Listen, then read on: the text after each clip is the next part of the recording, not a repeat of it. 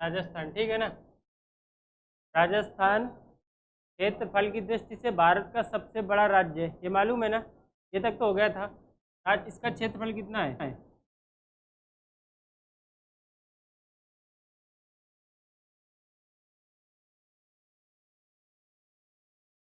3,42,239 वर्ग किलोमीटर। अब बात की जाए इसके सबसे पहले मुख्यमंत्री कौन थे राजस्थान के? नहीं, वो उत्तर प्रदेश के थे, हीरालाल शास्त्री।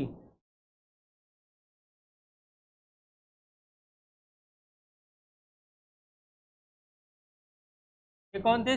पहले सीएम थे। और पहले राज्यपाल कौन थे? राम नाईक कहाँ होंगे? हाँ, गुरुमुख निहाल सिंह। ये प्रथम है, ठीक है ना, वर्तमान के नहीं है। गुरुमुख निहाल सिंह जो वर्तमान के होंगे वो करंट में पढ़ाएंगे, ठीक है ना। ये फर्स्ट टाइप के हैं, ठीक है ना। पहले सीएम कौन थे? हीरालाल शास्त्री, ठीक है ना। और पहले राज्यपाल कौन थे? गुरुमुख निहाल सिंह, ठीक। इसका क्षेत्रफल कितना है? 3,42,239 वर्ग किलोमीटर, ठीक। ये कब बना था सबसे बड़ा भारत का राज्य? कब बना था? ये तो कल बताया था, सन 2000 में बना था। इसके पहले कौन सा था? मध्य प्रदेश था। मध्य प्रदेश से जब छत्तीसगढ़ अलग हो जाता है ना, तो ये सबसे बड़ा राज्य बन जाता है, ठीक। इसके कौन कौन से जिले थे जो कि पाकिस्तान से सीमा बनाते थे? हाँ, पाकिस्तान। गंगानगर हो गया, बीकानेर,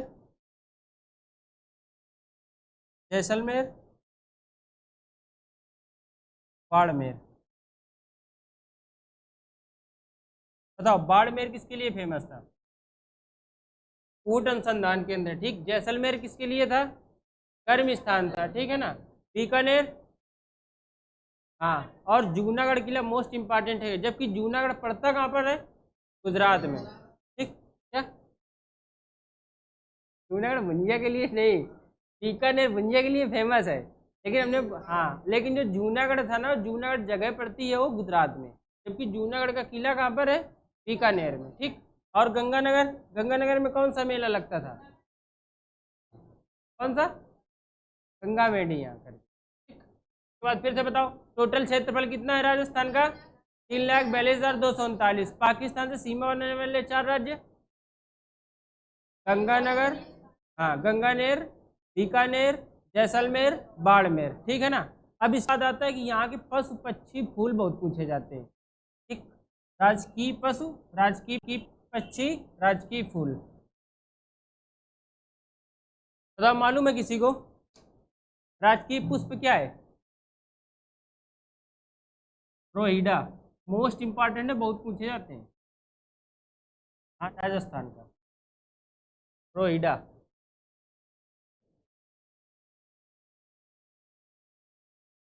वृक्ष क्या है? वृक्ष है खेजड़ी।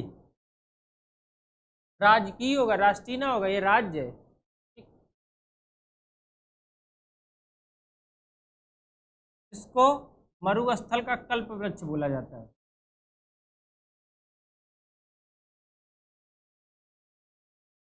मरुस्थल का कल्प वृक्ष, ठीक। उसके बाद यहाँ का पुष्प हो गया, वृक्ष हो गया। यहाँ का पशु बताओ? किंकारा। यहाँ का पक्षी बताओ? पक्षी गोंडवाना, गोंडवाना है। इसी को ग्रेट इंडियन बस्टर्ड बोला जाता है, ये बहुत शर्मीला होता है, इंसान को देख के शर्मा जाता है गोंडवाना। Great Indian bustard.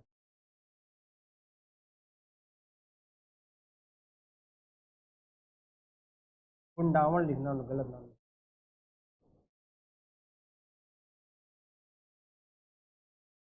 सबसे पहले बताओ, यहाँ का पशु कौन सा है? किंकारा है, ठीक। पुष्प कौन सा है? रोहिणा। और पेड़ कौन सा है? खेजड़ी, ठीक। और यहाँ का पक्षी कौन सा है? फिर से पूरा रिवीजन करो। सबसे बड़ा क्षेत्रफल कितना था? 3,42,239। पहले सीएम कौन थे? हीरालाल शास्त्री। पहले राज्यपाल गुरमुख निहाल सिंह। पाकिस्तान का सीमा बनाने वाले 4 जिले? हाँ, गंगानेर, बीकानेर, जैसलमेर, बाड़मेर। ठीक है ना। यहाँ का पशु कौन सा है? चिंकारा। पक्षी कौन सा है? गोंडवाड़ा। ठीक। इसके बाद यहाँ का पुष्प कौन सा है? रोहिडा। वृक्ष कौन सा है? यदि मोस्ट इंपॉर्टेंट करना है, ये बहुत बार पूछा गया, ये और ये पक्षी और पशु वृक्ष सॉरी है तो सारे इंपॉर्टेंट पूरा पूरा पूछा गया इसका।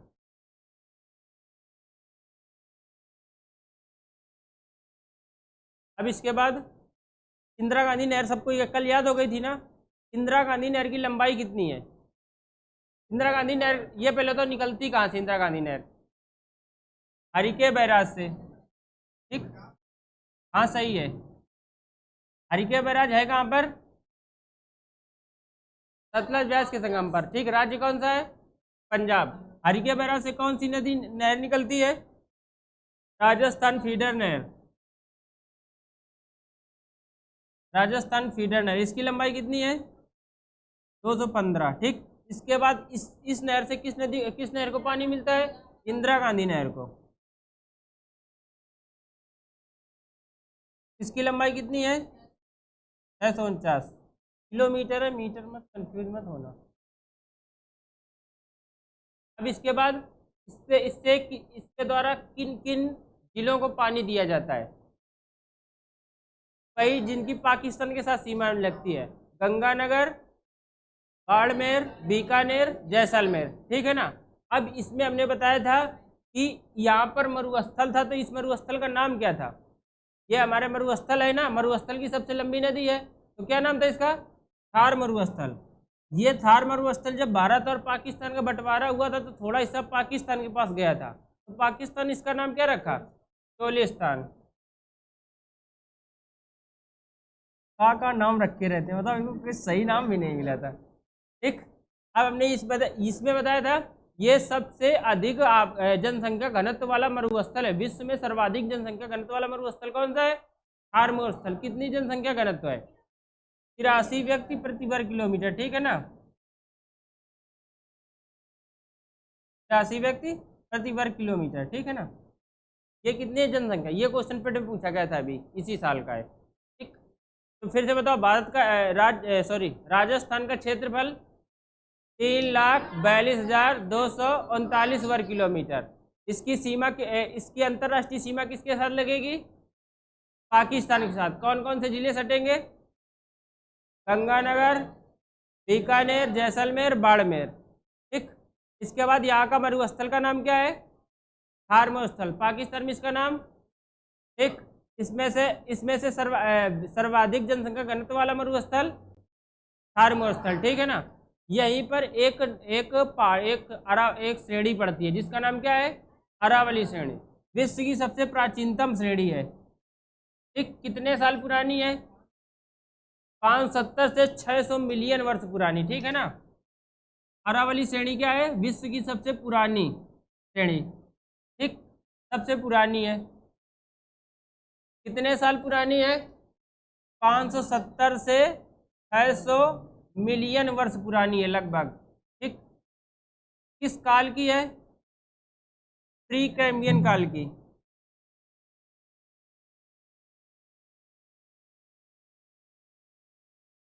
प्री कैम्बियन काल की है।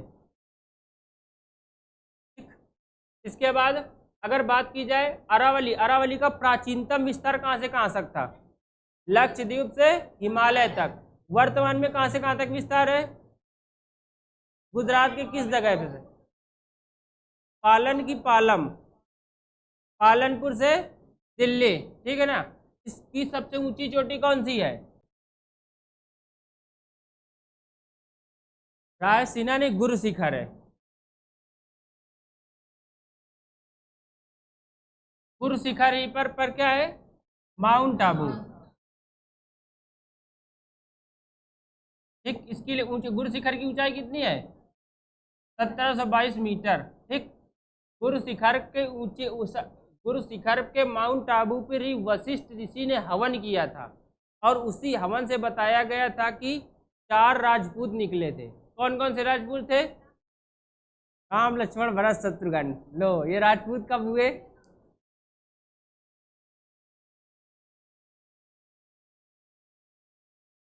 गुर्जर, परमार, प्रतिहार और चौहान। ठीक है ना, ये चारों किसमें? यहीं पर माउंट आबू पर हवन हुआ था। किसने किया था?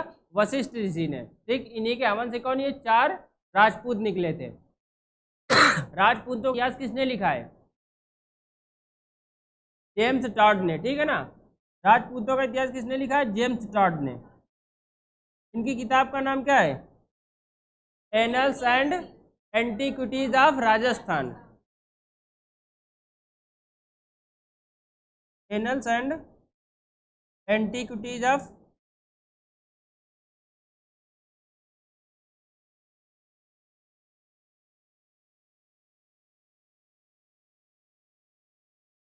यहीं से हमने बताया था, यहीं से इसका नाम क्या निकल कर आया है? राजस्थान। ठीक है ना, सबसे पहले ये याद रखना कि राजपूतों का इतिहास किसने लिखा है? जेम्स टॉड ने। इनकी किताब कौन सी है? Annuls and antiquities of Rajasthan. ठीक, और देखो अरावली, अरावली हमने बताया था जल विभाजक का रूप भी काम करती है। ठीक, अरावली उत्तर प्रदेश सॉरी राजस्थान में लगभग ऐसे खड़ी है। इस ऐसे ही तो है बिल्कुल। अरे प्राकृतिक वाले में देखो, मैप में मैप बंद किए रखे हो। पीछे पीछे पीछे बहुत आगे, पीछे पीछे पीछे और पीछे, यही यही, बस बस बस। किस साइड होगा अरावली? देखो, हाँ तो बिल्कुल खड़ा है कि नहीं? ऐसे ही। ठीक, तो एक ये एक साइड पड़ता है पूरब और एक पश्चिम। ठीक, तो पश्चिम में कौन सी नदी है? लूनी। ठीक, और इस पर इस तरफ कौन सी है? बनास। ठीक, ये लूनी किस सागर में गिरेगी जाके? साइड देखो कौन सा सागर है? यही तो राजस्थान है, अरब सागर में। ठीक, तो अरावली पूरा याद हो गया ना? अरावली कितने साल पुरानी है? 570 से 600 मिलियन वर्ष पुरानी विश्व की सबसे प्राचीनतम पर्वत श्रृंखला है। ठीक, और इसका हमने बताया सबसे ऊंचा शिखर कौन सा है? गुरु शिखर। ठीक है ना, कहाँ पर है? माउंट आबू। ठीक है ना, और जिला पूछे तो सिरोही पड़ता है। ठीक? इसके बाद इसका प्राचीनतम विस्तार कहाँ से? लक्षद्वीप से हिमालय तक। वर्तमान में कहाँ तक है? पालनपुर से दिल्ली। दिल्ली में इसका नाम क्या है? रायसीना पहाड़ी। दिल्ली में इसका नाम रायसीना पहाड़ी। रायसीना पहाड़ी पर कौन सा फेमस बिल्डिंग है? राष्ट्रपति भवन। राष्ट्रपति भवन का आर्किटेक्चर किसने किया था? लुटियंस ने। ठीक, इतना याद हो गया ना पूरा पूरा? इंदिरा गांधी नहर पूरी कन्फर्म, और ये अरावली पूरी कन्फर्म हो गई।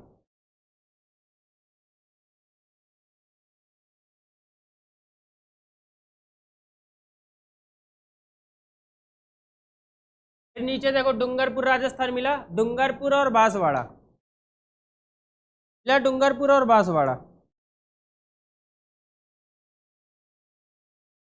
डूंगरपुर को पहाड़ों की नगरी बोला जाता है।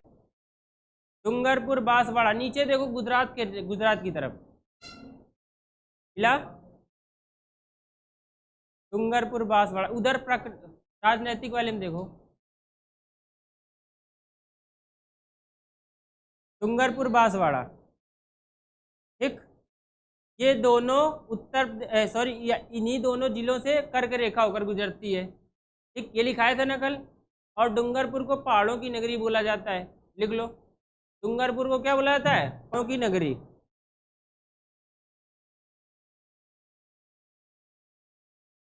डूंगरपुर को पहाड़ों की नगरी बोला जाता है।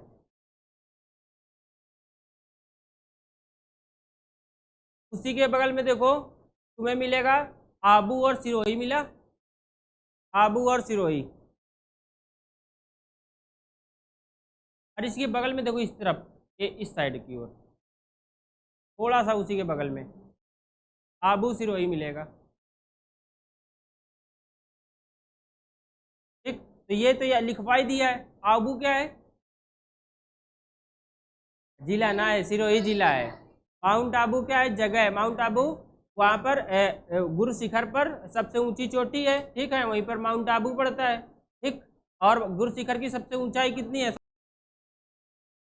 एक उदयपुर मिला बगल में, तो उदयपुर मिला। उदयपुर का प्राचीन नाम क्या था? मेवाड़। मेवाड़ में कौन सा वंश था? सिसोदिया वंश। सिसोदिया वंश के प्रमुख शासक कौन थे? राणा सांगा और राणा प्रताप, ठीक है ना। राणा प्रताप के घोड़े का नाम चेतक, ठीक। उदयपुर में झीलें कौन कौन सी थी? फतेह सागर, हेबर और पिछौला। कौन कौन सी? फतेह सागर और हेबर और पिछौला, ठीक है ना। उदयपुर में एक बड़ी फेमस खदान है जिसका नाम है जावर की खदान। कौन सी खदान है? जावर की खदान, ठीक। अब बताओ जरा रोहित बाबू, जावर की खदान से क्या क्या निकलता है? पता नहीं, पढ़ा तो होगा नहीं। तो हिमांशु बताओ। पढ़ रखा है सबने, हमने खनिज में पढ़ाया है। हाँ बिल्कुल सही है। जस्ता, शीशा, तांबा नहीं मिलता है।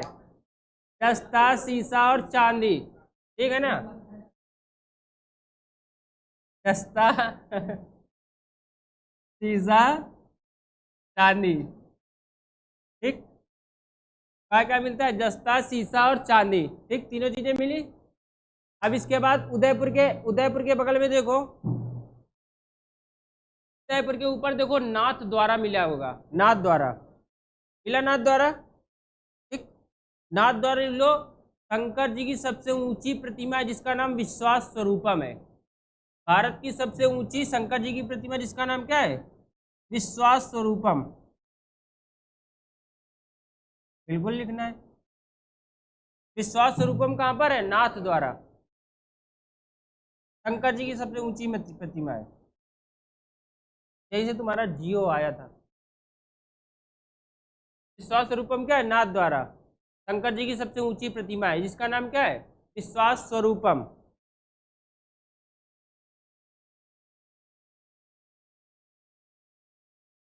उसी के बगल में देखना मिलेगा चित्तौड़गढ़। मिला चित्तौड़गढ़, ठीक। चित्तौड़गढ़ को लिखो, राजस्थान का गौरव बोला जाता है। चित्तौड़गढ़ क्या है? राजस्थान का गौरव। राजस्थान का गौरव।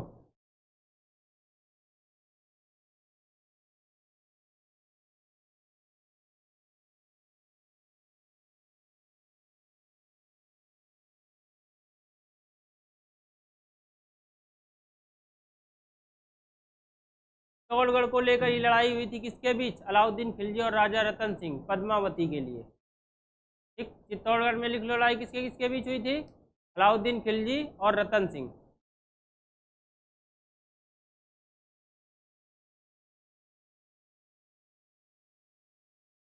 अलाउद्दीन खिलजी और रतन सिंह।